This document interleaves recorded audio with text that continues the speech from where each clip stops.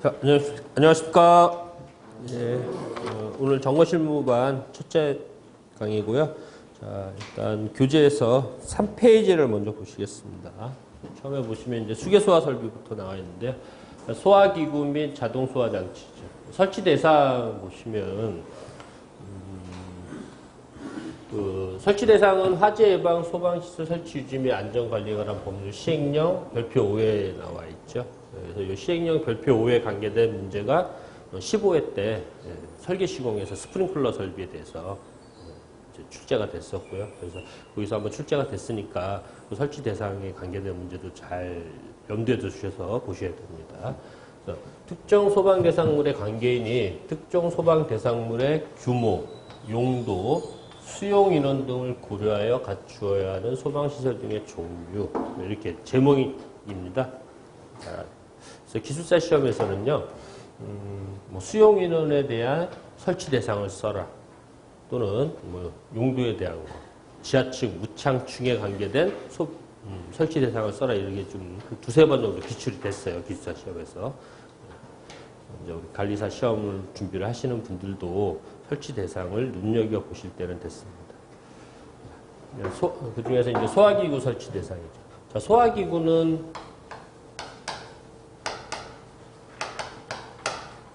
시행령 별표 1의 소방시설에서 구분을 해보시면 소화기구에는 소화기, 그 다음에 간이, 소화용구, 그리고 자동, 확산, 소화기 이렇게 구분이 되는 거죠. 시행령 별표 1상에서는. 자, 소화기는 소형하고 대형, 능력 단위에 따라서 소형하고 대형 소화기로 구분이 되는 거고, 간이 소화용구라는 건 능력 단위가 1단위 미만인 거. 능력 단위가 1단위 미만인 것. 이게 간이 소화용구입니다. 그래서 간이 소화용구에는 종류가 에어로졸, 간이 소화용구, 그다음에 투척용 소화용구 있죠. 투척용 소화용구. 그다음에 소화약제 외의 것을 이용한 간이 소화용구가 있죠. 소화약제 외의 것을 이용한, 그러니까 소화약제가 아닌 거. 그래서 이 소화약제가 아닌 것을 이용한 간이 소화용구에는 세 가지가 있는 거죠. 마른 모래, 그다음에 팽창, 질석, 팽창, 진주. 종류가 어떤 거로 있는지 한번 쭉 눈여겨보실 필요가 있어요. 그 다음에 이제 자동확산 소화기는 화재안전기준상에는 자동확산 소화장치로 되어 있는 거고, 시행령 별표상에는 자동확산 소화기로 지금 명칭이 바뀌어 있죠. 그래서 이 자동확산 소화기가 소화기구 안에 들어간다는 거, 그거 좀 기억을 해 두셔야 됩니다. 소화기구는 이렇게 이제 구분이 되고, 그 다음 보시면 이제 자동 소화장치.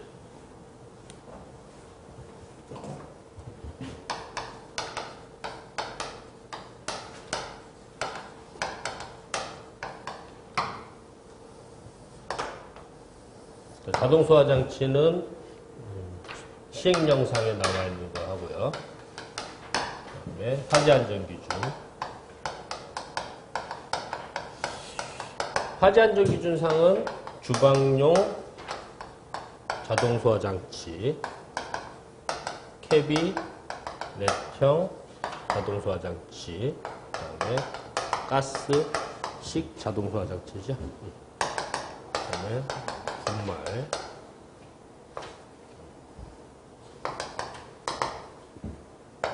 고체, 에어로, 물식 자동소화장치, 그 다음에 자동 확산 소화장치. 그래서 화재안전기준상은 이렇게 6가지가 되어 있는 거고요. 그 다음에 시행령상에는 주방용 자동소화장치가 주거용, 주방, 자동 소화장치, 그리고 상업용으로 구분. 상업용 주방 자동 소화장치. 그다음에 캐비닛형,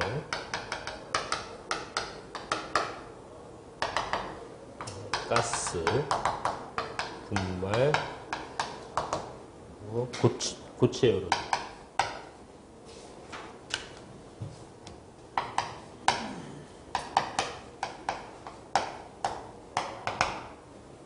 일단 크게 구분을 해보시면 이 주방용 자동 소화장치가 화재 안전 기준상에는 하나인데 시행령 상에는 주거용 주방, 상업용 주방 이 두 가지로 나뉘고 기술사 109회 때 5월 달에 시험 본 겁니다. 예. 이때 상업용 주방 자동 소화장치에 대한 문제가 출제가 됐습니다. 그때 그 문제에서 K급 화재도 같이 언급이 됐어요. K급 화재 오늘 설명을 드릴 건데 중요하니까 좀 잘 기억해 두셔야 돼요.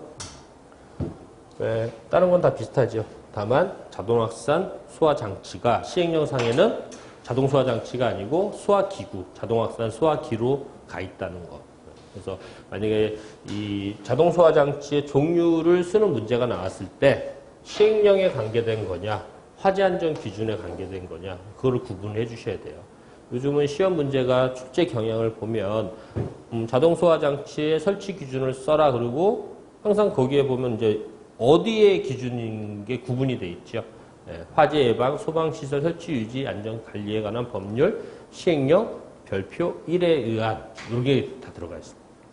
그래서 그걸 잘 구분을 해주셔야 됩니다.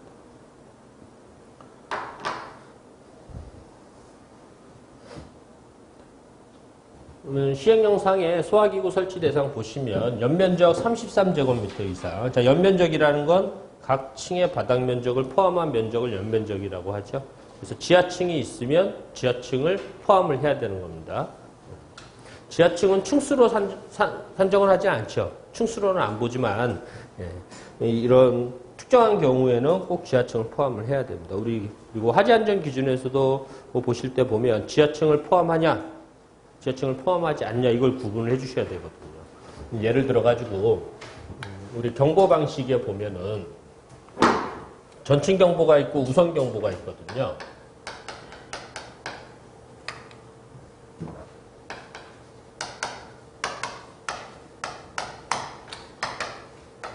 전층 경보, 일제 경보라고 하고, 그 다음에 발화 직사층 경보죠.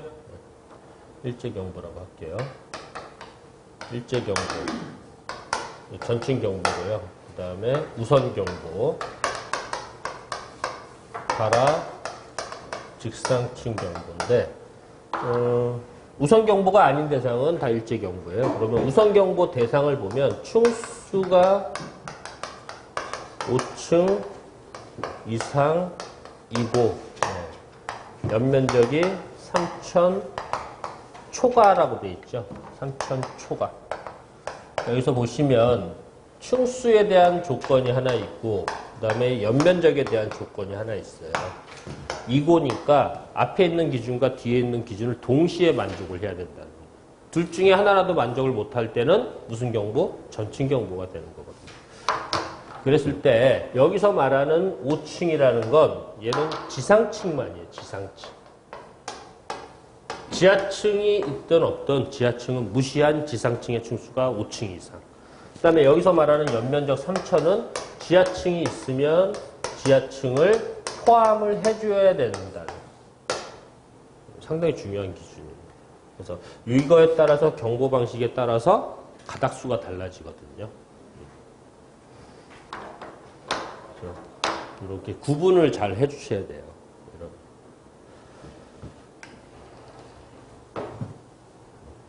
소화기구는 연면적 33제곱미터 이상. 다만 노유자 시설의 경우에는 투척용 소화용구, 투척용 소화용구는 간이 소화용구에 들어가죠. 네. 투척용 소화용구 등을 화재 안전 기준에 따라 산정된 소화기 수량의 2분의 1 이상.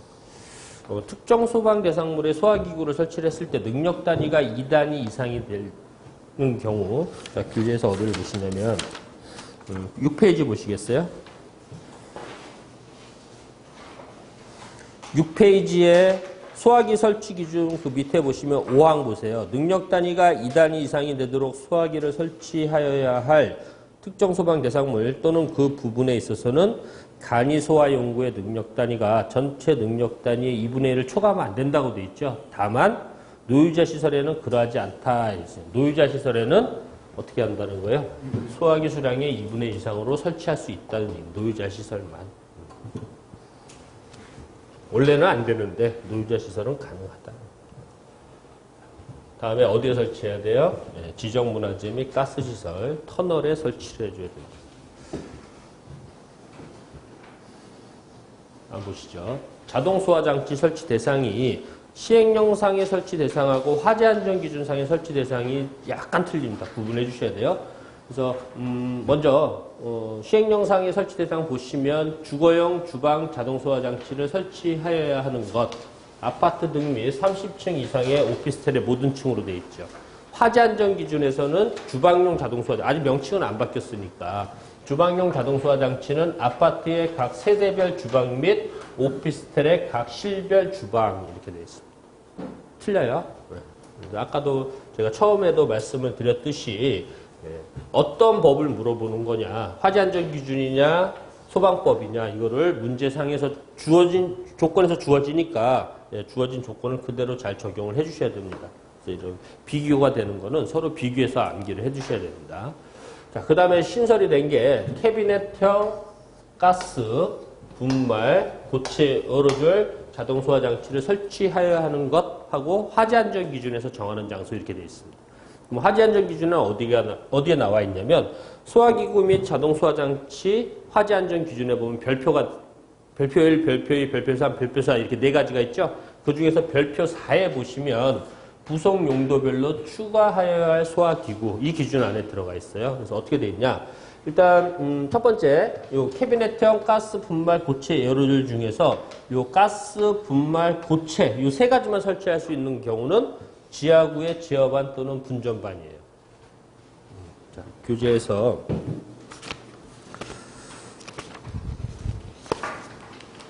14페이지를 같이 보시죠. 14페이지. 거기 보시면은 지하구의 제어반 또는 분전반에는 가스식, 분말식, 고체 에어로졸식 자동소화장치를 설치해줘야 됩니다. 그 다음에 캐비넷형 자동소화장치를 설치할 수 있는 경우는 이 2가지가 있는 거죠. 그래서 발전실, 변전실, 송전실, 변압기실, 배전방실, 통신기기실 여기에 해당하는 장소. 다만 제1호 다목의 장소는 제외한다 돼 있는데 제1호 다목이 그 1호 기준에 보시면 다 관리자의 출입이 곤란한 변전실, 송전실 이렇게 돼 있죠. 네, 여기는 제외한다 이렇게 돼 있습니다. 그리고 어디에 설치할 수 있냐? 위험물을 저장 또는 취급하는 장소인데 네, 항상 그 장소가 아니고 지정 수량의 5분의 1 이상, 지정 수량 미만의 위험물을 저장 또는 취급하는 장소. 신설이 된 내용이니까 꼭 좀 기억을 해두세요. 그 다음에 여기 보시면 지하구가 나와 있죠. 지하구하고 지하가하고 좀 구분을 해주셔야 되는데요. 자, 어디를 보시냐면 16페이지를 한번 보시죠. 자, 거기 보시면 지하가하고 지하구하고 이 시행령 별표 2의 특정 소방 대상물에 나오는 내용입니다. 시행령 별표 2도 시험에 기출됐습니다. 복합건축물에 대해서. 그래서 지하구는 어떤 거고 지하가는 어떻고 그 다음에 공동구에 대한 내용. 그리고 그 밑에 보시면 지하구에 설치하여야 하는 소방시설 1번, 2번, 3번, 4번 돼 있죠. 꼭 좀 기억해 두세요. 지하구에 설치하는 거. 지금 살펴보신 가스 분말 고체 에어로졸식 자동소화장치. 그래서 지하구의 제어반 또는 분전반마다 그 내부에 설치하고요. 자동화재 탐지 설비에서는 지하구의 기준에 보면은 하나의 경계구역 길이가 700m 이하로 되어 있죠. 그 다음에 지하구에 설치할 수 있는 감지기, 비하제보 방지 기능이 있는 8가지 감지기. 그 다음에 연소방지 설비 및 방화벽은 전력 또는 통신사업용일 때만 해당이 되는 거고요. 그 다음에 무선통신 보조 설비는 공동구에 설치를 합니다. 지하구에 설치해야 되는 소방시설의 종류 좀 잘 기억을 해두세요. 다시 교재 3페이지로 오셔서 그래서 설치 대상을 한번 살펴봤고, 그다음에 종류를 한번 보시죠. 자, 소화기. 소화약제를 압력에 따라 방사하는 기구로서 사람이 수동으로 조작하여 소화하는 것이죠. 그래서 이 소화기에는 소형하고 대형입니다.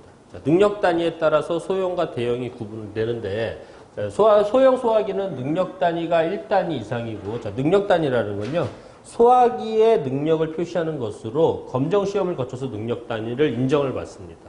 그래서 A급, B급 화재는 능력 단위가 있어요. 그 소화기에. 그다음에 C급은 능력 단위. 그러니까 C급 화재는 능력 단위가 있는 게 아니고 적응성이 있냐 없냐 이렇게 나타내는 거예요. 그러다 보니까 우리 분말 소화 약제가 1종부터 1종, 2종, 3종, 4종 이렇게 4가지가 있잖아요. 이 중에서 3종 분말 소화 약제 제일 인산 암모늄을 쓰는 거는 A급, B급, C급 화재에 적응성이 있는 거죠. 유일하게. 나머지 1종, 2종, 4종은요. B급과 C급 화재에만 적응성이 있죠. 그래서 4페이지 한번 보세요. 분말 소화 약제의 종류. 1종, 2종, 3종, 4종 이렇게 나와요.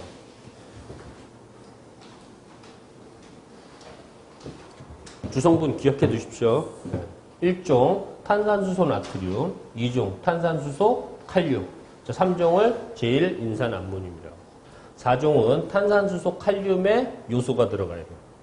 그다음에 색상은 백색, 담색, 다몽색, 회색 이렇게 돼 있죠.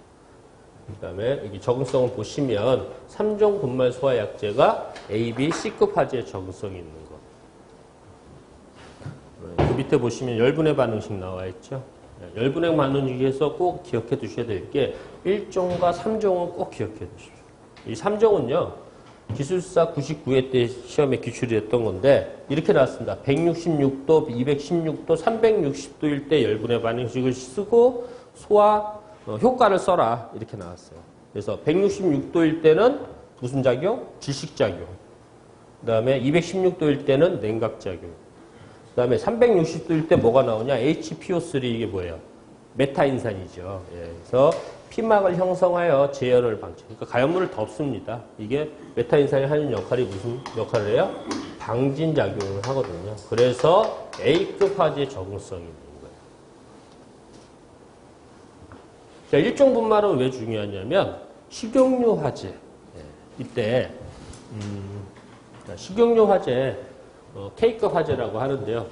109회 때 기출했습니다. 기술사 시험에서. 일단 식용유 화재 특징을 보면 발화점이 낮고 인화점과 발화점의 차이가 작습니다. 그러다 보니까 불이 꺼진 줄 알았는데 안 꺼지더라. 이게 식용유 화재의 특징이거든요. 그래서 이 식용유 화재는 제일종 분말 소화약제, 중탄산 나트륨이라고 하는데 이 나트륨에 의해서 어떤 현상이 일어나요? 비누화 현상이 일어나거든요. 그래서 비누화 현상이라는 건 중탄산 나트륨계의 분말 소화 약제를 지방이나 식용유 화재 적용 시 기름의 지방산과 나트륨 플러스 이온이 결합하여 비누를 형성하는 거. 이게 비누화 현상. 그래서 식용유 화재에 적응성이 있는 소화 약제는 1종 분말이거든요. 그래서 1종 분말하고 3종은 우리가 가장 많이 쓰는 거잖아요. 그래서 1종하고 3종은 잘 기억을 해 두셔야 돼요. 주성분하고 열분의 반응식 하고요.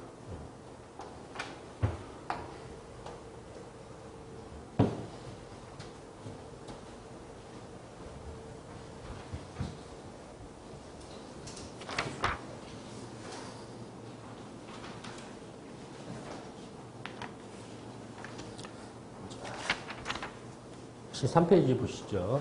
그래서 소화기는 소형과 대형으로 구분을 하는데 능력 단위, 소형이라는 건 능력 단위가 1단위 이상이고 대형 소화기 미만인 거, 이게 소형이죠. 그 다음에 대형 소화기는요, 일단 뭐가 있어야 돼요? 운반대하고 바퀴가 있어야 돼요. 사람이 운반할 수 있도록. 그 다음에 능력 단위가 A급에서는 10단위 이상, B급은 20단위 이상인 소화기. 이게 대형 소화기고, 소화약제에서 보면 대형 소화기로 구분하는 소화약제 충전량, 기계포, 강화액, 물, 약제량은 20리터 이상입니다. 그 다음에 강화액은, 기계포는 20이죠. 그 다음에 강화액은 60, 물은 80이죠. 단위는 리터를 씁니다. 그 다음에 분말, 할론, 이산화탄소 소화기는 단위는 킬로그램을 쓰죠. 그래서 20, 30, 50. 그래서 이렇게 외우세요. 토광물, 분할탄, 268, 235 이렇게 외우시면 돼요. 탄이라는 건 이산화탄소. 꼭 기억해 두세요. 정의, 그 다음에 대형 소화기 충전량. 같이 물어볼 수가 있어요, 이거.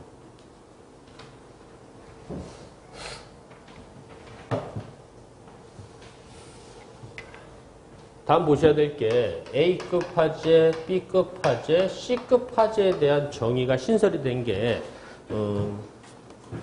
소화기구 별표 1에 보면은 신설이 돼 있죠. 그래서 어디를 보시냐면 12페이지 보십시오.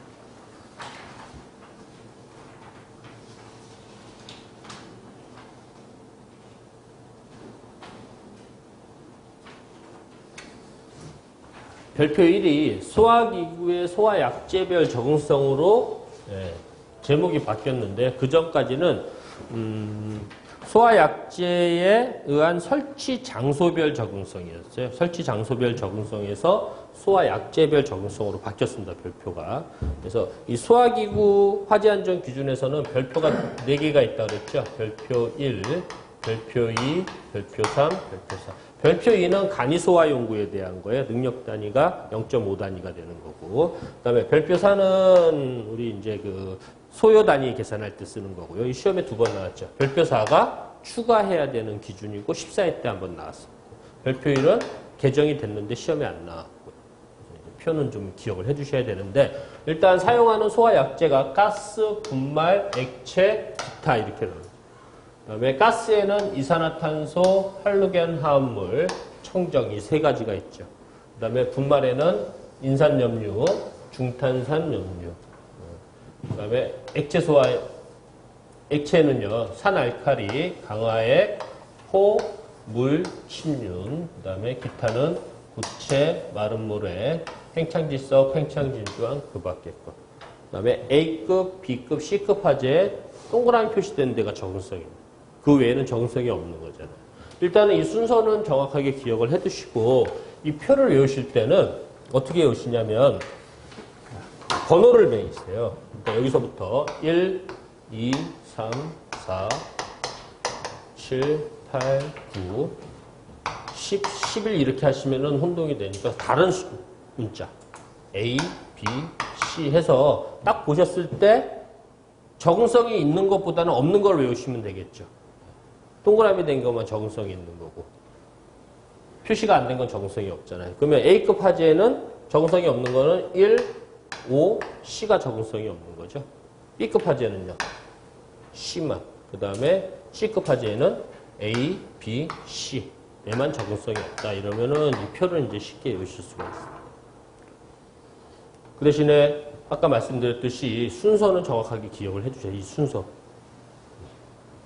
그래서 가스는 이알청, 분말은 인중, 그 다음에 액체는 상강포, 물침, 그리고 기타는 고마, 팽그 이런 식으로 외우시면 되겠죠. 그 다음에 여기 비구에서 보시면 여기 별표 C급 화재에 원래는 액체 소화약제는 적응성이 없는데 전기 전도성 시험에 적합한 경우에 전기 화재에 적응성이 있다 이렇게 돼 있죠. 전기 화재에 적응성이 있는 거 액체예요. 전기 전도성 시험에 적합한 경우에. 그다음에 2번 보시면 위 적응성은 소화기구가 소방시설 자 이것도 이제 바뀌어야 됩니다. 명칭이 화재 예방 소방시설 설치 유지 및 안전관리에 관한 법률 화재 예방이 들어가야 되는데 아직은 개정이 안 됐습니다. 제36조가 이게 뭐냐면 소방용품의 형식 승인에 대한 겁니다.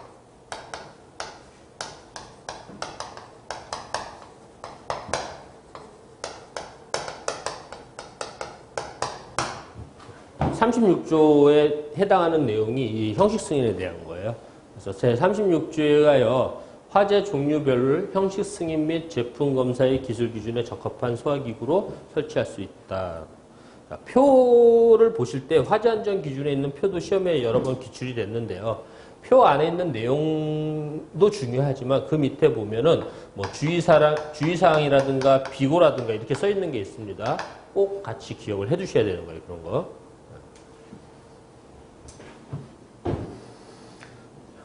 그 다음에 그 밑에 보시면 정의가 신설이 되어 있죠. 그래서 일반 화재, A급 화재, 유류 화재, B급 화재, 전기 화재, C급 화재. 그래서 일반 화재란 자, 여기서 이제 일반 화재에 대한 만약에 정의를 외우시고 싶다 그러면 앞에부터 막 외우려고 하거든요. 그게 아니고 중요한 게 뭐냐 그 문장에서. 중요한 건 뭐예요? 일반 화재. A급 화재라. 쟤가 남냐 안 남냐 그걸 가지고 A급이냐 B급으로 구분하잖아요. 그래서 여기 보시면 가연물이 타고 나서 쟤가 남는 화재. A급 화재죠. 그 다음에 유료 화재는요. 쟤가 남지 않는 화재. 소화기 표시는 A급 화재는 A, B급은 B 이렇게 되죠.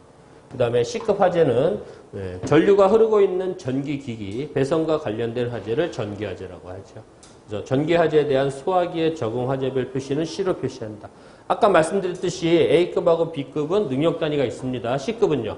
적응성이 있냐 없냐 이렇게 구분을 하는 거고 이산화탄소 소화 설비에 가면 이제 약재량 계산할 때 신부 화재하고 표면 화재로 또 구분을 하거든요. 전역 방출 방식에 A급 화재를 일반적으로 신부 화재라고 그다음에 B급, C급 화재를 표면 화재라고 신부 화재하고 표면 화재하고 불이 더 어떤 게 안 꺼지냐 끄기 힘드냐 신부 화재가 불이 더 끄기 힘들어요. 그러다 보니까 플로딩 팩터 값이 표면 화재보다는 크죠. 더 많습니다. 표면 화재는 플로딩 팩터 값이 최대가 1인데 신부 화재는요 2.7이죠. 불이 안 꺼지기 때문에. 계구부 가산량도 어떻게 돼요? 표면 화재는요 면적당 5죠. 신부 화재는요 10이잖아요. 불이 안 꺼지기 때문에 더 많은 약재량을 원한다. 이렇게. 화재에 대한 정의가 신설이 돼 있으니까 이것도 좀 기억을 좀 해두십시오.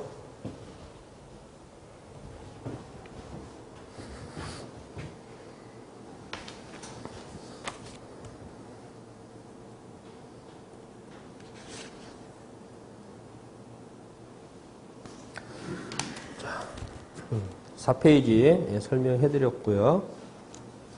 분말 소화 약재의 종류하고 열분해 반응식. 열분해 반응식은 특히 1종 분말과 3종 분말은 잘 기억해 두세요. 3종 분말은 소화 효과도 좀 같이 기억을 해 두시고요.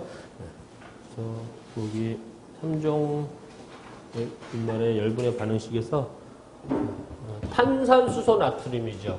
탄산 나트륨, 산화 나트륨이에요. 산화 나트륨.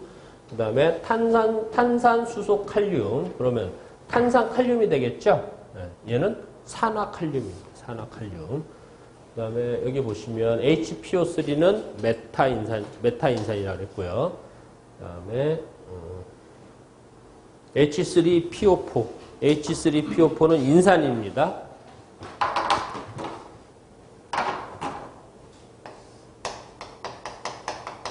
그 다음에 H4P2O7은 피로인산이라고 해요.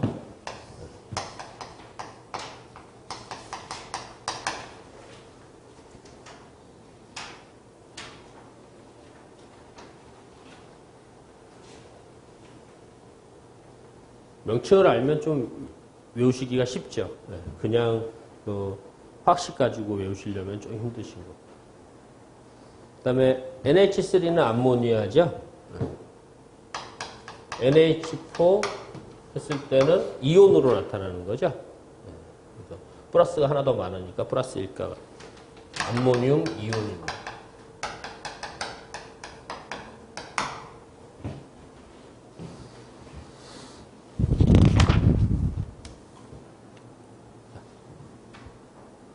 다음 페이지에 5페이지에 보시죠. 자동소화장치.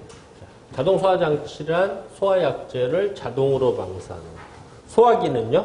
수동으로 사람이 수동으로 하는 거죠. 그래서 자동소화장치에는 화재안전기준상 자동소화장치는 6가지로 구분이 되는 겁니다. 그래서 주방용 캐비넷 가스 분말 고체 에어로졸 자동확산 소화장치인데 주방용은 가연성 가스 등의 누출을 자동 차단하여 소화약재 자동 차단하고 소화약재를 방사하여 소화하는 소화장치, 자동소화장치의 정의예요. 정의를 좀 쉽게 구분하실 수 있도록 이렇게 써드렸습니다. 그 다음에 캐비넷형 가스 분말은요, 열, 연기, 불꽃 등 감지해서 캐비넷형은 소화약재를 방사하는 거고 가스식은 가스계 소화약재예요. 분말식은 분말의 소화약재. 그 다음에 고체 에어로졸식은 에어로졸의 소화약재를 방사하여 소화하는 소화장치다. 이렇게. 자동확산 소화장치는 화재 시 화염이나 열에 따라 소화약제가 확산하여 국소적으로 소화하는 것. 주방에 주로 많이 설치를 하죠. 시행령 별표일에서 소방시설은 이렇게 이제 구분이 되는 거고요. 간이소화연구 보시면 일단 간이소화연구는 능력 단위가 1단위 미만인 게 간이소화연구죠. 간이소화연구는 에어로졸식 소화연구, 투척용 소화연구, 마른모래 팽창지석, 팽창진주. 그러니까 에어로졸과 투척용은 소화약제를 이용하는 거고요. 그 다음에 마른모래 팽창지석, 팽창진주하면 소화약제 외의 것을 이용하는 거죠. 소화약제는 아니잖아요.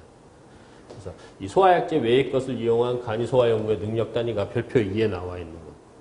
그래서 마른모래는 삽을 상비한 50리터 이상, 팽창지석 또는 팽창진주하면 80리터 이상이 1단위가 아니고 0.5단위라는 거. 팽창지석하고 팽창진주함에 대한 건 있으니까 참고적으로 별표 있는 데 있습니다. 참고적으로 보십시오. 그 다음에 5페이지 보시면 소화기구 설치 기준입니다. 소화기구 설치 기준 안에 소화기 설치 기준이 들어가 있는 거예요. 그러니까 소화기 설치 기준을 써라 그러면은 여기에 있는 내용을 쓰라는 얘기예요. 소화기구 설치 기준은요. 여기 있는 거 다 쓰라는 얘기예요. 그걸 구분해 주셔야 되겠죠. 그래서 소화기구 설치 기준은 특정 소방 대상물의 설치 장소에 따라 우리 그 어떤 기준을 보실 때 법이나 기준을 보실 때요. 다음 기준에 적합하게 설치해야 된다 그러면은 그거는 적합 기준으로 보시고요. 설치해야 한다 이런 거는 설치 기준으로 보세요. 문제도 뭐 제한구역에 적합 기준을 써라. 또는 제한구역에 설치 기준을 써라. 이렇게 물어볼 수가 있거든요. 그렇게 해서 구분해 두시면 됩니다. 다 설치 기준에 해당하는 거죠. 그래서 특정 소방 1항 보시면 설치 장소에 따라 별표일에 적합한 점. 그래서 별표일은 아까 제가 설명을 해드렸죠. 설치 장소별로 바뀌었다는 거. 그다음에 별표 2는 별표 3이 2항인데요. 특정 소방 대상물에 따라 소화기구의 능력 단위는 별표 3의 기준에 따릅니다. 그래서 이 별표 3은 특정 소방 대상물별 소화기구의 능력 단위 기준을 나타내는 겁니다. 그 다음에 3항은 부속 용도별로 사용되는 부분에 대하여 소화기구를 추가해야 되는 거고요. 자, 그 다음 보시면 소화기 설치 기준이 들어가 있는 거죠. 소화기는 각 층마다 설치하되 특정 소방 대상물의 각 부분부터 소화기까지의 보행거리가 소형은 20m죠. 대형은 30m. 대삼 소위 많이 이렇게 외우셨을 거예요.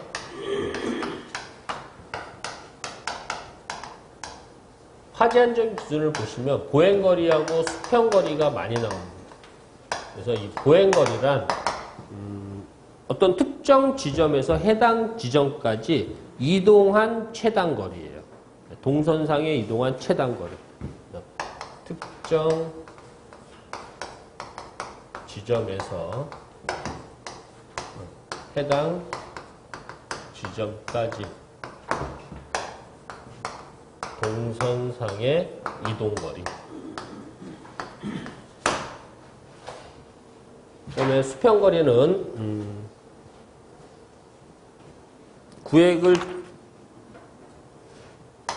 구획된 거랑 관련이 없죠. 구획 여부와 관계없이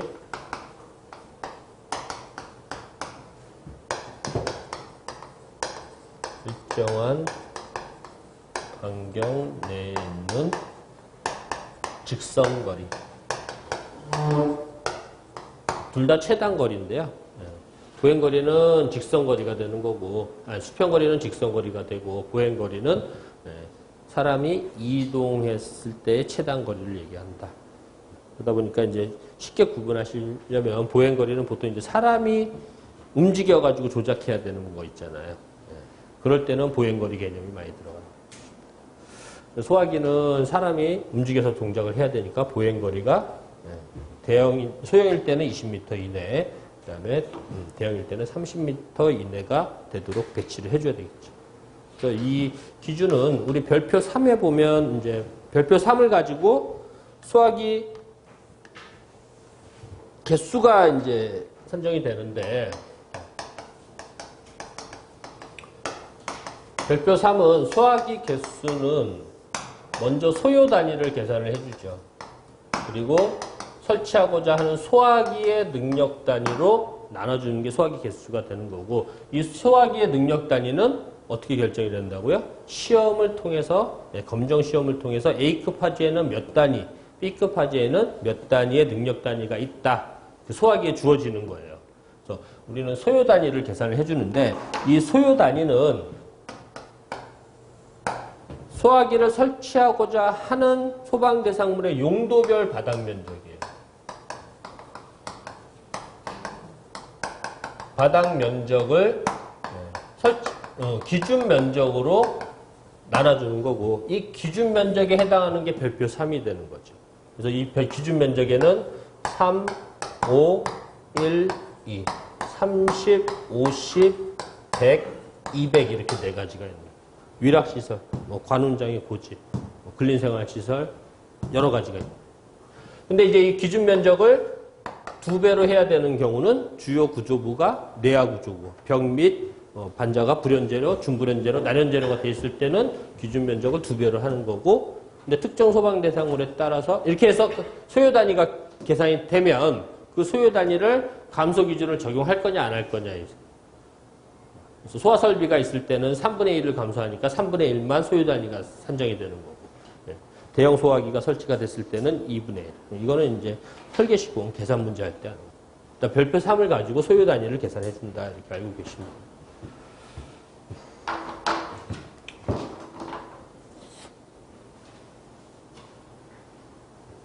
수평거리하고 보행거리에 대해서 설명을 해드렸고요. 그 다음에 여기 보시면 다만 가연성 물질이 없는 작업장이나 작업장일 때는 작업장의 실정에 맞게 보행거리를 완화하여 배치할 수 있고, 지하구에는 화재 발생의 우려가 있거나 사람의 접근이 쉬운 장소에 하나에서 설치한다.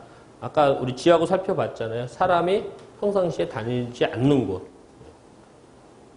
그러니까 지하구에는 사람이 잘 안 다니니까 보면 화재 발생의 우려가 있거나 사람의 접근이 쉬운 장소에만 소화기를 설치해 주죠. 근데 가연성 물질이 없는 작업장은 설치 안 하는 게 아니고 보행거리를 완화하여 배치할 수 있는 거고. 그리고 또 지하구에는 또 뭐 설치 안 하냐면 발신기 설치 안 합니다. 자동화재 탐지 설비 가보시면 지하구에는 발신기 설치하지 말라고 되어 있습니다.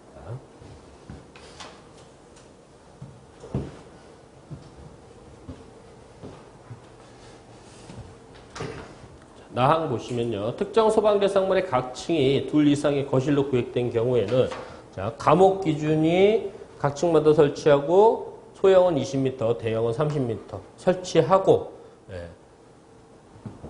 외에 바닥 면적이 33제곱미터 이상으로 구획된 각 거실에도 추가 배치를 해주라는 얘기거든요.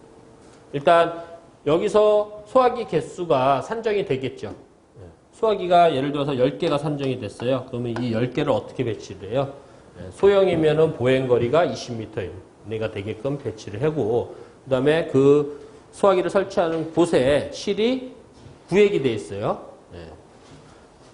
구획이 된 경우에는 33제곱미터가 추가되는 경우에 보행거리 안에 들어오더라도 추가로 설치를 해줘야 됩니다. 그러니까 추가 개수가 되는 겁니다.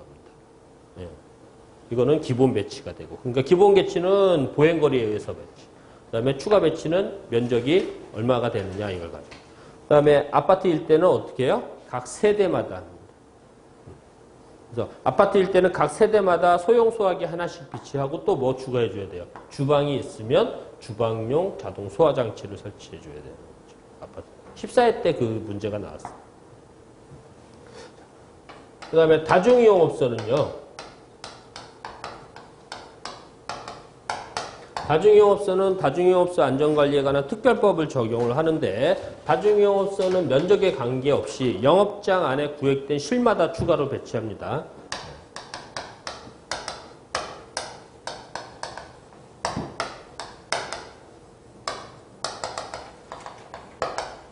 다중이용업소가 아닌 특정 소방 대상물은요.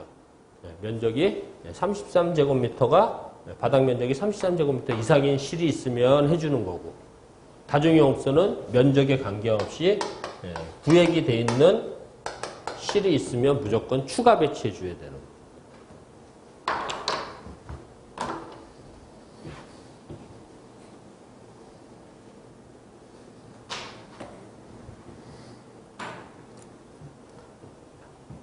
다음 5항 보시면 능력 단위가 2단위 이상이 되도록 소화기를 설치하여야 할 특정 소방 대상물 또는 그 부분에 있어서는 간이 소화용구의 능력 단위가 전체 능력 단위 2분의 1을 초과하지 않아야 되는데 다만 노유자 시설일 땐 그러지 않다. 노유자 시설일 때는 투척용 소화용구 간이 소화용구에 들어가는 거죠. 네. 화재 안전 기준에 따라 산정된 소화기 수량의 2분의 1 이상으로 할 수가 있습니다. 노유자 시설일 때만. 그다음에 6항 보시면 소화기구는 거주자 등이 손쉽게 사용할 수 있는 장소의 바닥으로부터 높이가 1.5m 이하여야 됩니다.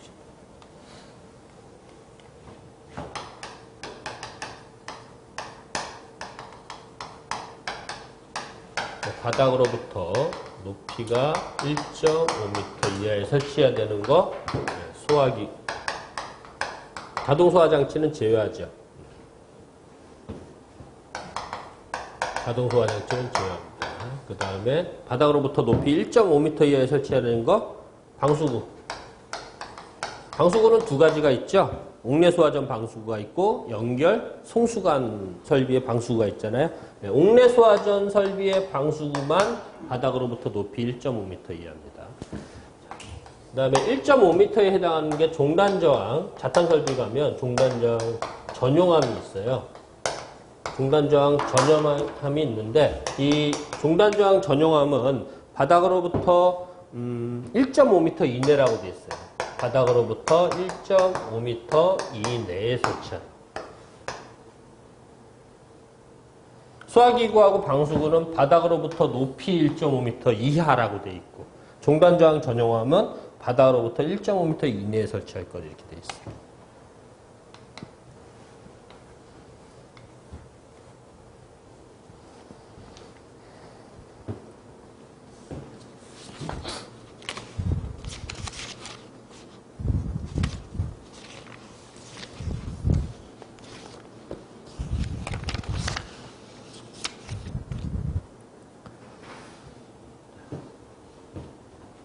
그 다음에 표지를 해줘야 되는 부분이 있는데요. 소화기에 있어서는 소화기라고 하고 투척용 소화용구는 투척용 소화용구, 마른 모래는 소화용 모래, 팽창질석, 팽창진주함은 소화질석이라고 표시한 표지를 해줘요. 그래서 소화기구 및 자동소화장치 화재안전기준상에서 표지를 해야 되는 부분. 이게 14회 때 5개 소화전 설비에서 표지를 해야 되는 부분과 명칭을 써라 이게 한번 기출이 됐었거든요. 7가지. 소화기에 대한 거는 4가지가 있다는 거 알아두세요.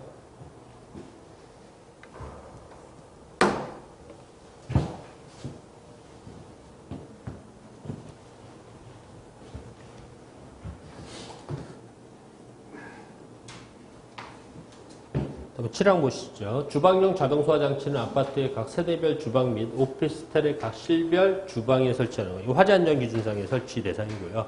시행령상에는 아파트 등 및 30층 이상 오피스텔의 모든 층. 네, 그다음에 주방용 자동소화장치 설치 기준. 보시면은 그러니까 관리사 시험에는 12회 때 기출됐었고 기술사 시험에서는 94회 때 나왔네요.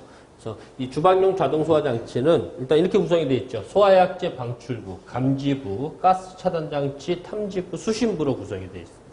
그래서 그 그림에서 보시면 가스 차단장치, 여기에서는 가스 차단 밸브로 되어 있네요. 그 다음에 수신부가 있고, 여기가 감지부가 되겠죠. 감지부. 그 다음에 여기가 방출부가 되죠. 그 다음에 소화약제 용기가 되어 있죠. 그 다음에 탐지부 되어 있죠. 그래서 소화약제 방출구는 환기구, 청소 부분과 분리되어 있어야 돼요. 그 다음에 감지부는 형식 승인받은 유효한 높이 및 위치. 가스 차단 장치는 주방 배관의 개폐 밸브로부터는 2m 이하에 설치합니다. 그 다음에 탐지부는 수신부와 분리하되 공기보다 가벼운 가스, 공기보다 무거운 가스. 공기보다 가벼운 거는 위로 뜨겠죠. 그러니까 탐지부 어디에 설치해야 돼요? 천장면으로부터 30cm 이하. 공기보다 무거운 거는요. 바닥면으로부터 30cm. 그러면 공기보다 가볍냐 무겁냐는 어떻게 뭘 가지고 계산해요? 증기 비중을 가지고 계산하죠. 기체의 비중. 비중은 측정 기체의 분자량을 뭐랑 공기의 분자량하고 나눠서 이 값이 1보다 작으면 공기보다 가벼운 거고 1보다 크면 공기보다 무거운 거죠. 그래서 공기의 평균 분자량은 약 얼마라고 합니까? 29라고. 그러면은 측정 기체 분자량을 알려면 그 기체가 뭘로 이루어졌는지 뭘 아시면 돼요. 시성식만 알고 계시면 되거든요.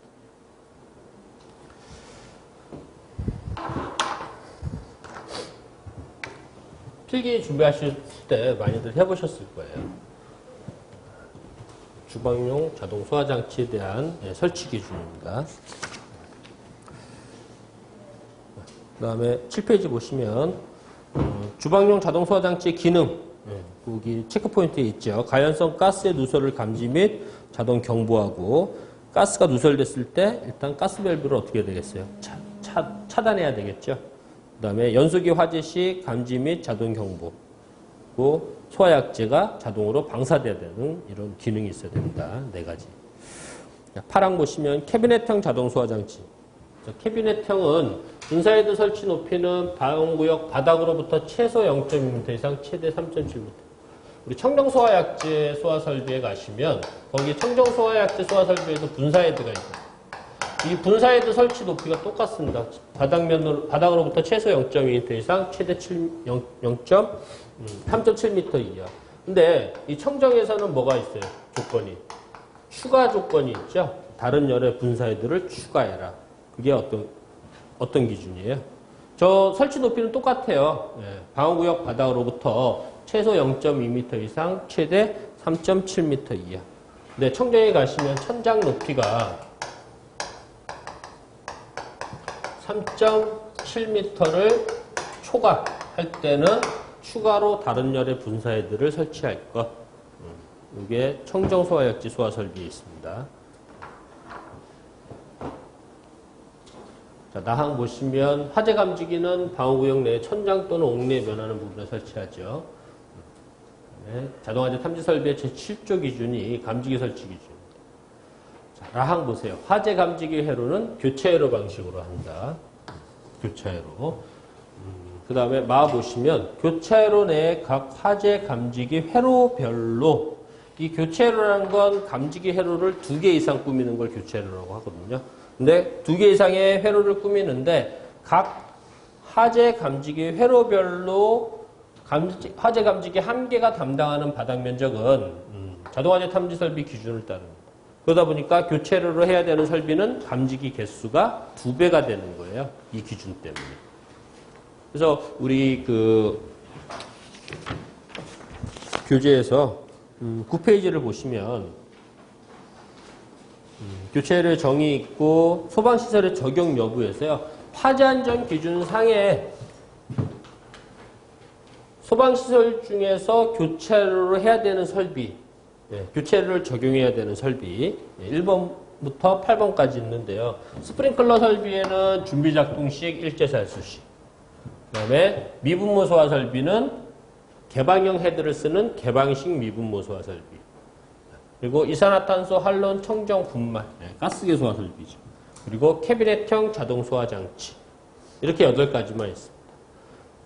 근데 자동 소화 장치 중에서 가스 분말 고체 에어로졸식 자동 소화 장치는요. 별도의 감지부가 있거든요. 형식 승인 받은 높이에 설치를 하는데 감지부를 설치를 했을 때는 교체를 안 합니다. 언제 교체를 하냐? 화재 감지기를 감지부로 사용했을 때만 캐비넷형 자동 소화 장치 설치 기준을 따라가거든요. 감지기가 있을 때만 교체를 한다. 그래서 교체를 해야 되는 설비는 1번부터 9번까지인데 이 9번은 항상 교체를 하는 건 아니고 화재 감지기를 감지부로 사용할 때만. 그 다음에 설비에 감지기가 들어가 있는 설비가 보면 부합식, 그 다음에 물분모, 포, 자탐, 재현이 있는데요. 교체를 적용하지 않습니다. 그러다 보니까 감지기 개수는 얘는 2배가 안 돼요. 얘만 2배가 된다는 거예요. 화재안전 기준상.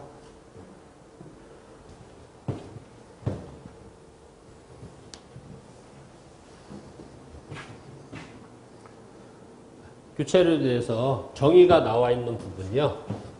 일단 스프링클러 설비에 있고 가스계하고 미분모에 있는데요. 스프링클러 설비에는 하나의 준비작동식 유수검지장치 또는 일제 개방 밸브의 담당 구역 내라고 되어 있죠. 둘 이상의 화재 감지기 회로. 그러니까 회로가 두 개가 되는 거죠. 설치하고 인접한 둘 이상의 화재 감지기가 동시에 감지되는 때에 준비작동식 유수검지장치 또는 일제 개방 밸브가 개방 작동되는 방식. 이건 스프링클러 설비에 있는 거고, 가스개소화 설비에서는 하나의 방어구역 내라고 되어 있죠. 둘 이상의 여기는 똑같죠. 네, 여기까지. 이산화탄소 소화 설비가 작동하여 소화약제가 방출되는 방식. 이건 이제 가스개소화 설비. 할로겐 화합물 소화 설비는 할로겐 화합물 소화 설비라고 쓰시면 되는 거고요. 청정은 청정 소화약제 소화 설비. 분말은 분말 소화 설비. 이렇게 됩니다. 그럼 미분무 소화 설비에서는요, 요 부분이 미분무 소화 설비가 작동하여 소화수가, 지금 가스계는 소화약제가 방출되는 거고, 미분무는요, 소화약제가 나가는 게 아니고 미분무가 나가는 거겠죠? 방출되는 거잖아요. 그래서 미분무 소화 설비가 작동하여 소화수가 방출되는 방식. 그래서 이 교체료에 대한 정의는 화재안전기준상에는 딱 이렇게만 있습니다. 그래서 개방식 미분무 소화 설비의 교체료에 대한 정의를 쓰시오 하면 이 내용을 써주셔야 된다는 얘기죠. 교체료를 하는 목적은 감지기 오작동으로 인한 어떤 설비의 오작동을 방지하는 거죠. 감지기 오작동 방지 기능이 있는 건 아닙니다. 소방시설 적용 여부 설명해드렸고, 자, 감지기 사용 여부에서 교체료에 사용할 수 있는 감지기는 1번부터 6번까지에 해당하는 감지기는 교체료를 적용할 수 있고요. 그 옆에 보시면 사용할 수 없는 감지기, 비화재보 방지 기능이 있는 감지기죠.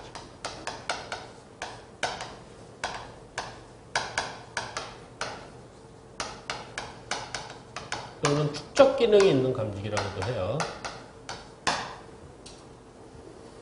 그러면 이런 비화재보 방지 기능이 있는 감지기를 설치해야 되는 장소. 교체로에는 사용하지 않지만 비화재보 방지 기능이 있는 감지기를 설치해야 되는 장소, 비화재보 발생 가능 장소죠.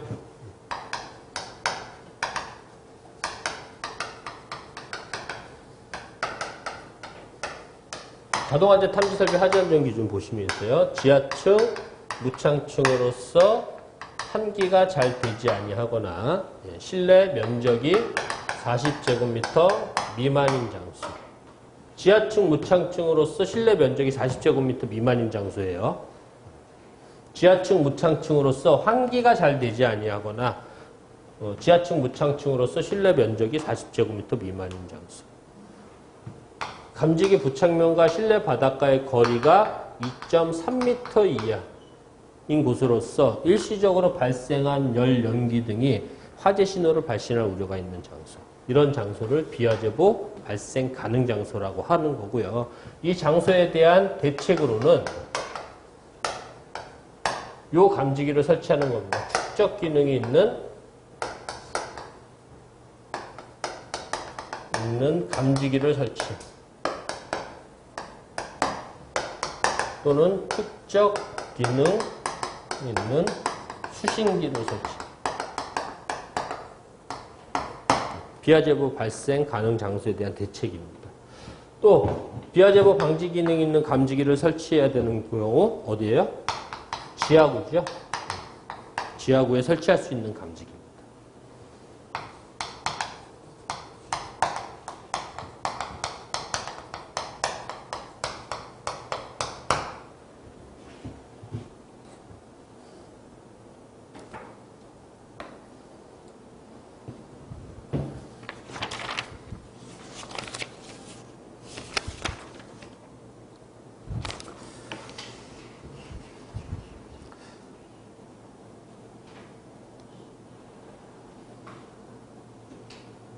자, 다른 기준들은 쭉 한 번씩 읽어보시면 어렵지 않으니까 한 번씩 봐두시고요. 다음에 8페이지 보시죠. 가스 분말 고체 에어로졸식 자동차 설치 기준 14회 때 기출됐고요. 거기 다항에 보시면 감지부는 형식 승인된 유효 설치 범위 내에 설치해야 하며 설치 장소의 평상시 최고 주의 온도, 그다음에 표시 온도에 대한. 그래서 이 최고 주의 온도라는 것은 뭐냐면요. 감지부가 설치된 장소에서 연중 발생하는 가장 높은 온도를 최고 주의 온도라고 하고, 표시 온도는 감지부에서 감열체가 작동하는 온도를 표시 온도라고 합니다. 그래서 최고 주위 온도하고 표시 온도에 관계된 식이 미분무 소화 설비에 있죠. 최고 주위 온도를 TA라고 하면 0.9 PM -27.4. 여기서 보면 온도가 어떤 게 더 커요? 최고 주위 온도하고 표시 온도하고 얘가 더 크죠. 그래서 -27.3. TA를 최고 주위 온도라고 하고요. PM을 표시 온도라고 합니다. 13회 때 기출이 됐던 문제고요. 자, 여기서 뭘 구하실 줄 아셔야 돼요. 표시 온도도 계산하실 줄 아셔야 되겠죠. -27.3을 넘기면 TA 플러스 27.3이 되겠죠. 그 다음에 0.9로 나눠주면 뭐가 되는 거예요? 표시 온도가 나오겠죠. 요거 계산하는 문제는 한번 기출이 됐었던 거예요. 그래서 이 표가 보시면은 설치 장소의 최고 주요 온도, 표시 온도가 있는데요. 자, 이 표는 외우실 때 끝자리만 외우세요. 39, 64, 106, 106. 근데 표를 보실 때 항상 주의하셔야 될 게 맨 처음 시작하는 게 이하냐, 미만이냐, 초과냐, 이상이냐. 이게 중요한 겁니다. 표는. 미만이죠. 39 미만, 79 미만. 그래서 이 표가 어디에 또 갔냐면 스프링클러 설비, 연결, 살수 설비. 거기에도 똑같이 적용을 합니다. 스프링클러 설비하고 연결 살수 설비에.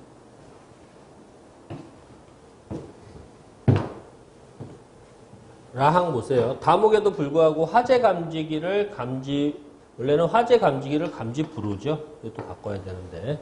아직 화재 안전기 준상의 개정은 안 바뀌어 있습니다. 화재 감지기를 감지부로 사용하는 경우에는 제8호 나목부터 마목. 이 제8호가 캐비넷형 자동소화장치 설치 기준이거든요. 그래서 아까 그 교체에 대해서 설명을 해드렸을 때 가스 분말 고체 에어로졸은 별도의 감지부가 있는데 화재 감지기를 감지부로 사용할 때만 교체를 적용한다는 말씀드렸죠. 이 기준 때문에 그렇게 적용합니다.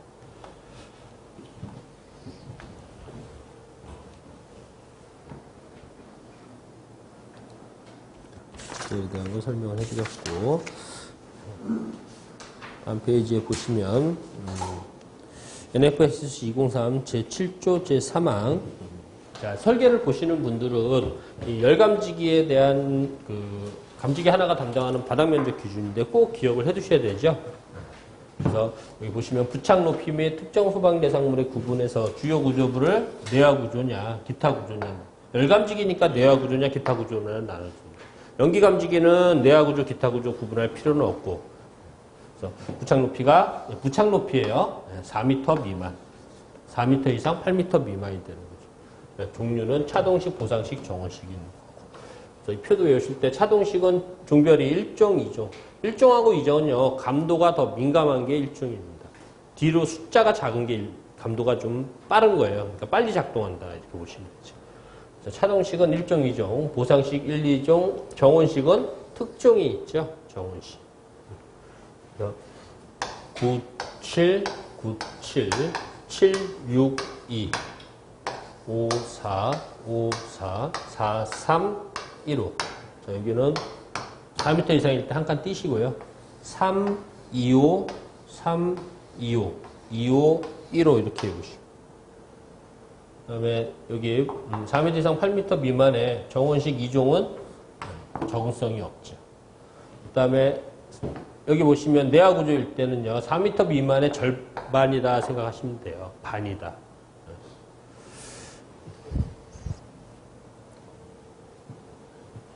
그리고 가만히 보시면요. 차동식과 보상식이 똑같죠. 감지기 하나가 담당하는 면적이. 그 다음에 보상식의 2종이 정원식의 특종하고 똑같습니다.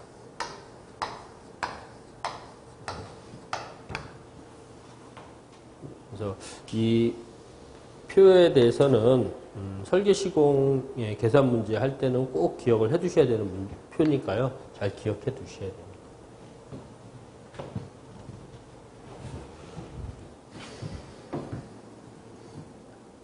그 다음에 2번 보시면 8호가 열전대식 차동식 분포형 감지기죠.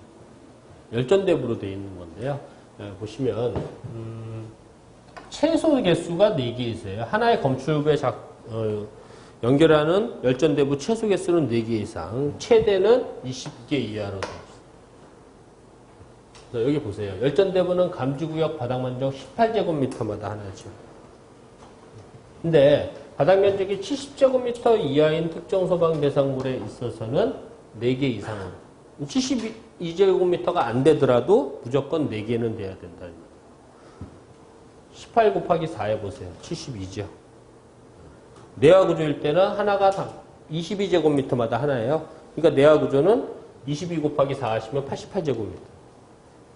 그래서 요 72제곱미터, 88제곱미터 기준이 요 최소 개수하고 하나가 담당하는 바닥 면적 기준에 의해서 나오는 겁니다.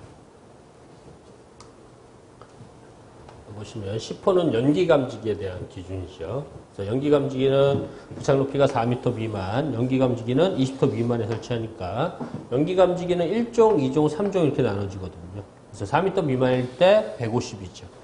그다음에 4m 이상 20m 미만은 부착 높이가 높아졌으니까 더 많이 설치, 2배만큼 많이 설치를 하게 되는 거죠. 그러니까 하나가 담당하는 면적은 2분의 1로 줄어들면 되겠죠. 그다음에 3종은 150 나누기 3 하세요. 그러면 50. 단독 경보용 감지기도 150제곱미터마다 하나씩 설치하죠. 단독 경보용 감지기. 그러면 11페이지에 보시죠. 이산화탄소 또는 할로겐 화합물, 할론 1301과 청정소화 약제는 제외하죠. 할론 1301은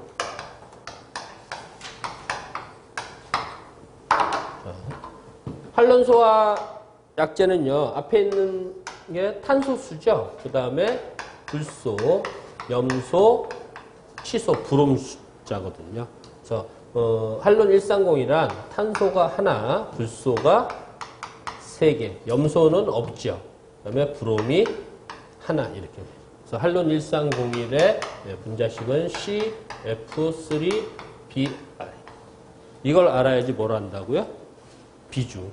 할론 1301이 기체가 됐을 때 공기보다 무겁냐 가볍냐. 얘를 알아야지만 뭐가 나와요. 할론 1301의 분자량이 나오잖아요.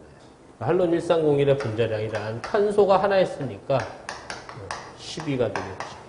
불소는 3개가 있네요. 19. 자, 브롬은 하나, 80이 되죠. 그래서 149가 돼요. 뭐랑 비교해요? 공기, 29. 일보다 크죠? 그러니까 할론 1301이 대기 중에 나오면은 어떻게 된다?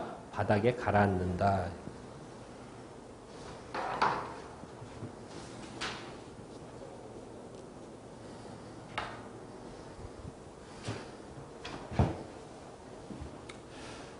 이산화탄소나 할로겐을 방사하는 소화기구는 지하층이나 무창층 또는 밀폐된 거실로서 그 바닥 면적이 20제곱미터 미만인 장소에는 설치할 수가 없죠. 다만 배기를 유한 개구가 있는 장소에는 그러하지 않습니다. 체크 포인트에 보시면 설치 제외 장소, 지하층이나 무창층 또는 밀폐된 거실로서 그 바닥 면적이 20제곱미터 미만. 설치할 수 없는 소화기구에 이산화탄소, 할로겐 화합물을 방사하는 소화기구.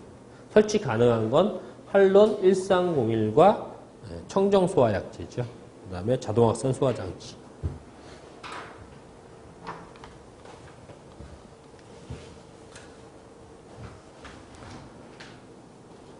보시면 소화기의 감소 기준입니다. 소형 소화기의 감소. 소화 설비가 설치됐을 때는 소요 단위수의 3분의 1을 감소하죠. 그래서 3분의 1만 설치하고 대형 소화기가 설치됐을 때는 2분의 1이 감소합니다. 소화 설비란 옥내 소화전, 스프링클러, 물분무 등 5개 소화전. 감소 기준을 적용할 수 없는 특정 소방 대상물 좀 기억해 두세요. 자, 여기서 뭐랑 비교를 해 두셔야 되냐면 방염 대상이라고 알고 계시죠? 예. 방염 성능 기준 이상의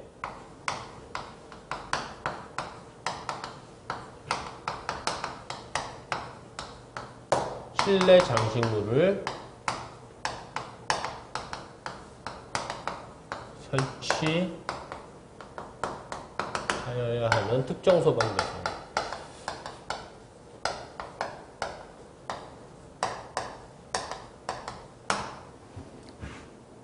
최근에 개정이 됐습니다. 그래서 여기서 좀 약간 비슷해요. 뭐가 있냐면 근린생활 중 체력 단련 시이죠. 체력 단련장.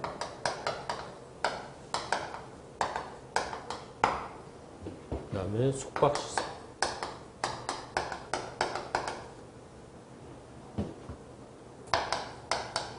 방송 통신시설 중 방송국 촬영소.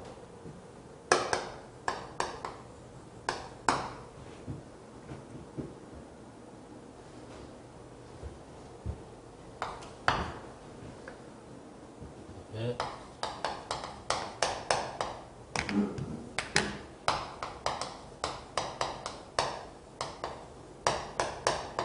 다음 강목의 시설입니다. 문화 및 집회시설,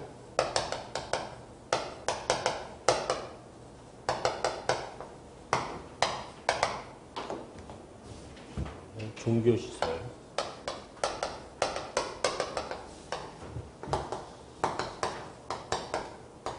운동시설,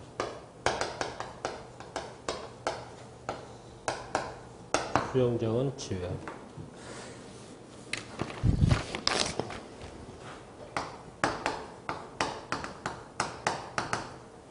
의료시설 중 종합병원,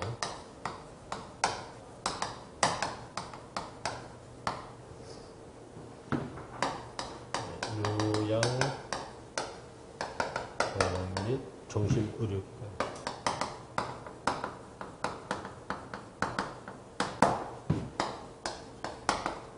3회 노유자시설 및 숙박이 가능한 수련시설.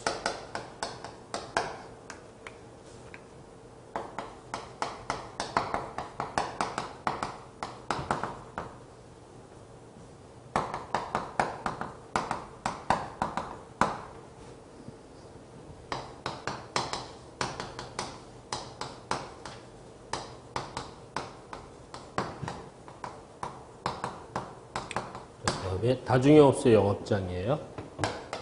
층수가 11층 이상, 아파트 제외하죠.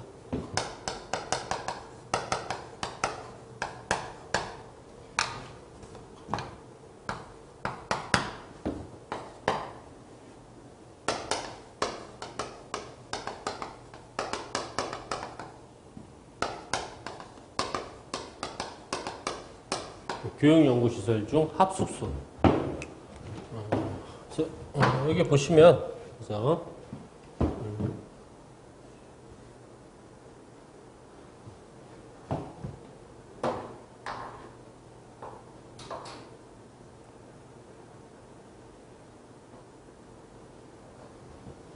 11층 이상. 그 다음에, 여기는 이제 근린생활시설이라고만 되어 있죠. 근데, 근린생활시설 중 체력단련장, 숙박시설, 방송통신시설 중 방송국 촬영도 있고. 그 다음에 여기 보시면 문화 및 집회시설 있죠.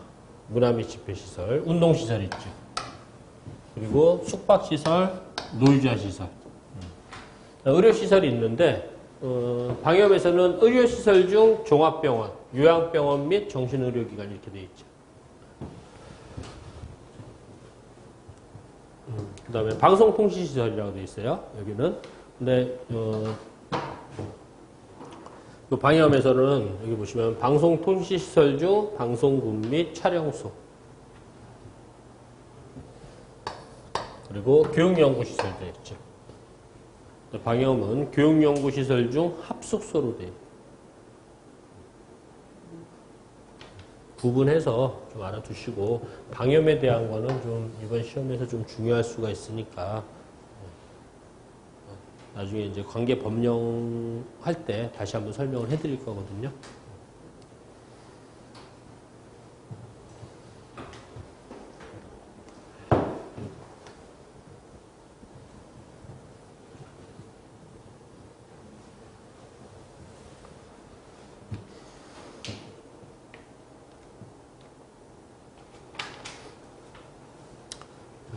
다음에 보시면 대형 소화기는 면제죠. 옥내 소화전, 스프링클러, 물분무 등 5개 소화전을 설치했을 때는 대형 소화기를 설치하지 아니할 수 있다.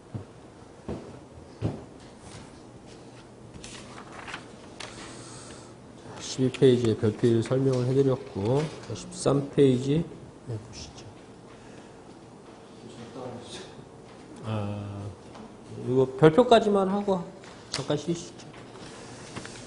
자, 별표 3 보시면은 특정 소방 대상물별 소화기구의 능력 단위 기준이죠.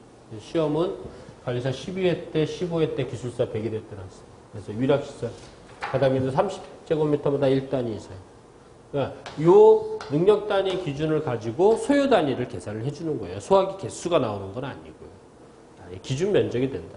그래서 소화기구의 능력 단위를 산출함에 있어서 건축물의 주요 구조부가 내화 구조이고 벽, 반자의 실내에 면하는 부분이 불연재료, 준불연재료 또는 난연재료로 됐을 때는 면적이 2배가 된다는 얘기죠.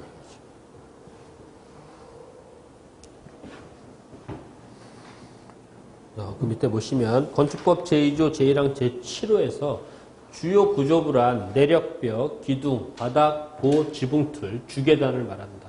다만 사입기둥, 취하층의 바닥, 작은 보, 차양, 5개 계단, 그 밖에 이와 유사한 것으로 건축물의 구조상 중요하지 아니한 부분은 제외한다. 이 주요 구조부는 여기에 해당이 되는 거고요. 벽, 기둥, 바닥, 보, 지붕틀이에요. 주계단, 주요 구조부. 다시 말씀드리면 꼭 내화 구조로 해야 되는 부분이에요. 내화 구조로 해야 되는 부분.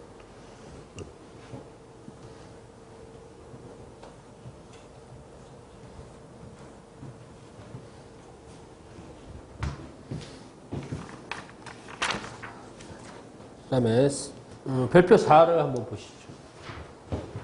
추가해야 되는 부분인데요. 다음 강목의 시설입니다. 그래서 가나 다라 여기에 해당할 때는 해당 용도의 바닥 면적 25제곱미터마다 능력 단위로 주어졌죠. 즉 여기서의 소화기 개수는 이 수량은 일단 기본 수량은 어떻게 계산하냐면 소요 단위를 계산을 해서 설치하고자 하는 소화기의 능력 단위로 나눠주는 거고, 그러면 소요 단위는 지금 이런 장소 가, 나, 다, 라에 해당하는 바닥 면적이 있겠죠.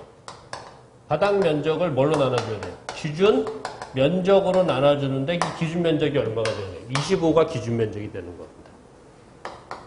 25제곱미터. 그러면 소요 단위 수가 나오겠죠. 소요 단위 수가 나온 거를 거기에 설치하고자 하는 소화기의 능력 단위로 나눠주면 기본 설치 수량이 나오고, 그 다음에 뭐 해줘야 돼요?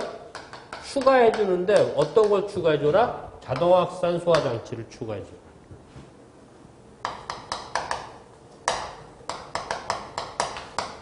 자동 확산 소화 장치를 추가해 주는데 바닥 면적이 10제곱미터 이하냐, 그 다음에 10제곱미터 초과냐에 따라서 10제곱미터 이하일 때는 1개, 10제곱미터 초과일 때는 2개. 네. 특히 지하구의 제어반 또는 분전반에는 그 내부에 뭐 설치해요? 가스, 분말, 고체 에어로졸식을 설치할 수 있다. 그래서 요 1호 기준은요, 소화기 개수가 바로 계산이 되는 게 아니고 소요 단위 수가 계산이 된다는 거예요. 근데 2호 기준은 소화기 개수죠. 발전실, 변전실 여기에 해당하는 경우는 해당 용도의 바닥 면적 50제곱미터마다 적응성 있는 소화기 개수. 그러니까 여기 2호 기준일 때 소화기 수량은 바닥 면적을 기준 면적으로 나누는데 기준 면적은 50이 되는 거죠. 그럼 바로 소화기 개수가 나오는 겁니다.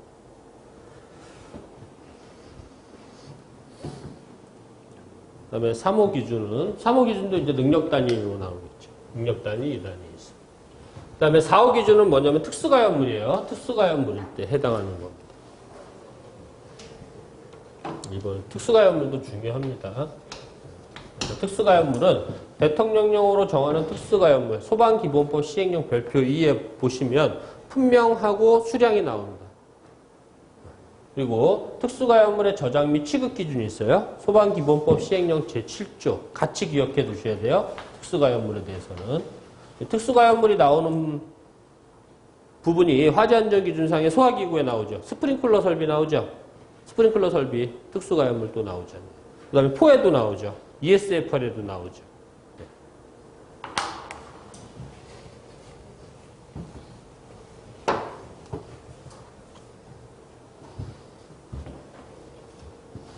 그래서 4호 기준은 특수가연물에 해당이 되는 사항이고, 자, 5호 기준은 보시면 가연성 가스를 연료로 사용하는 장소에 대한 기준이죠. 가연성 가스를 연료로 사용하는 장소. 자, 6호는요, 가연성 가스를 제조하거나 연료 외의 용도로 저장 사용하는 장소입니다. 가연성 가스를 연료로 사용하느냐, 가연성 가스를 연료 외의 용도로 사용하느냐, 그렇게 구분이 된다는 거예요. 14회 때 기출됐던 게 여기까지가 기출됐던 것 같습니다. 주방에 연소기 화재시 이렇게 자, 별표 4에 대한 것까지 설명을 해드렸습니다. 16페이지에 지하가 지하구, 공동구, 지하구에 설치해야 되는 소방시설의 종류 꼭 좀 기억을 해두시고요. 자, 17페이지 수계소화 설비 개통도는 잠시 쉬었다 가겠습니다.